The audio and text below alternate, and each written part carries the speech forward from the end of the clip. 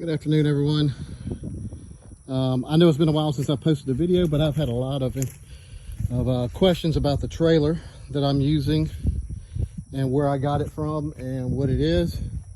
So obviously this is just a tandem axle McClain trailer gotten from Mike Gerald's out of Baton Rouge, Louisiana. Really good people. Obviously this trailer is not big enough for this boat, but it was what I had and I had to get it moved. So if you ask me what I would do, I think I've said it before in a couple videos, but I wanted to go a little more in depth. The trailer actually pulled just fine.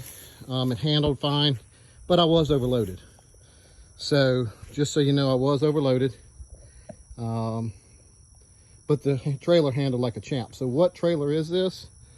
So real quick, let me come around here. And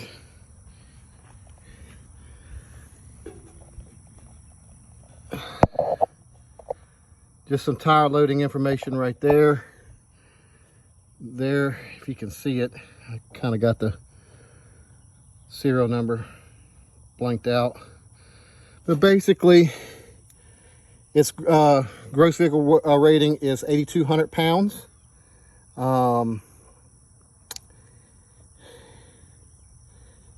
That's 5,200 pound axles is what's under it. So, you know, you take that away, roughly 9,000 pounds.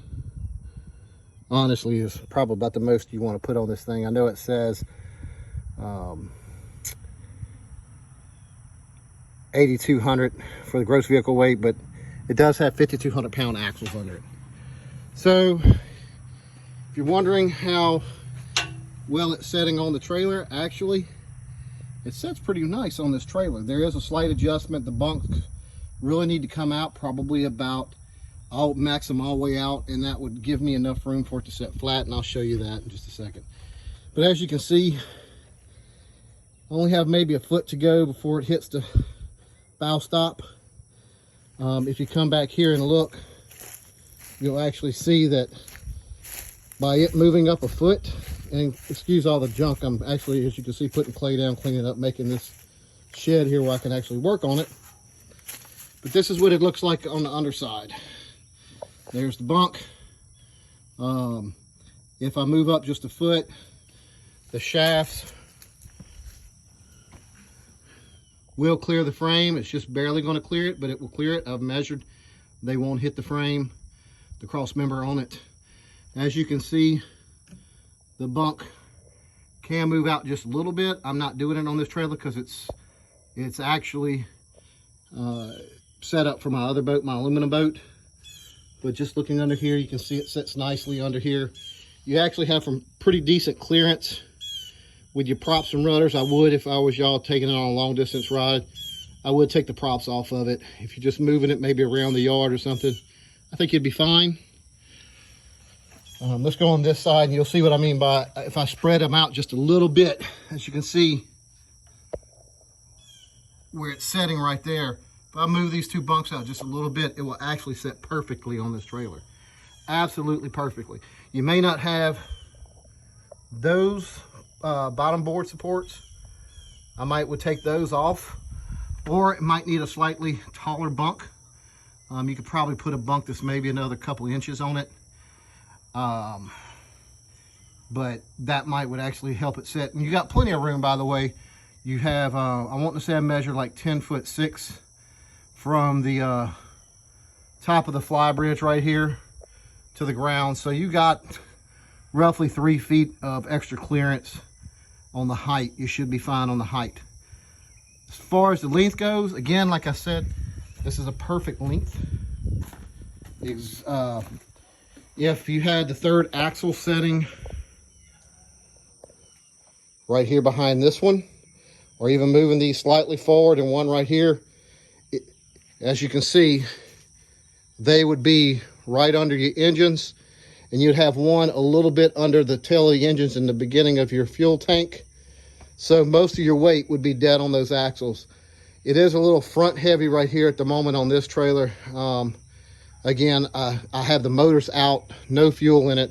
So all your weight now is probably shifted to the front. But a third axle, probably minimal. The 5200s, maybe even a slightly larger axle. I would probably go with an 18,000 pound trailer, something like that. I think they make an 18 or 19,000 pound tri-axle. Obviously, you do want a little heavier frame. This frame with the boat on it does have a little bit of a bow in it. And the bow comes out. Usually when I store it, I'll go put jacks right under this front cross member that runs across, and then the frame just it straightens right back out. It's designed to bow a little bit. Everybody knows that they're designed to give.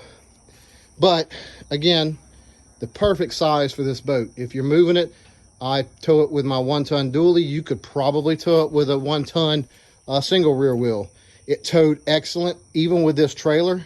Coming down the interstate, I didn't get over 60, obviously because the trailer was a little overloaded, but you could easily tow it 65 with a 1-ton, even 70 with a 1-ton, and I think you'll be fine. As long as the weight's balanced. There is not a lot of weight on the tongue. I never got on my secondary spring. Again, though, when I picked the boat up, it did not have fuel in it. So you add 200 gallons of fuel and some other stuff, yeah, you're gonna put a little more weight. But anyway, that's really about it. Again, McClain trailers, I think they're built out of Texas. They're actually reasonably priced. It is a solid built trailer. It is a torsion axle trailer. But again, I've had multiple people ask me about the trailer because they have this exact boat. Very well built trailer. And you can see in the front, when we get down here, that slight bow to the frame from the weight of the boat. But that's actually nothing to really be concerned with. I'll read the model number out to y'all. It is a, give me 1 second. And this one was built in 2018. Well, model ATT2682-15. Again, ATT2682-15.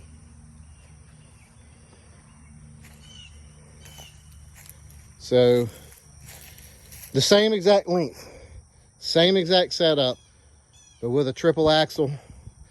Like I said, I think they have an 18,000 pound. I would go up to a larger axle. And obviously a little bit heavier duty frame than what's on this one would be perfect. So if anybody else has any questions, please ask, and I'll try to answer them. They are also reasonably priced. I actually was looking at buying a used triple axle for it, and the junk that people were selling, you could almost buy a new one for just a couple more $1,000s than what they were asking for a used trailer. And I'm one that I don't like buying other people's junk, because sometimes that's why they're getting rid of it. But if you have any questions, please let me know. Thank you.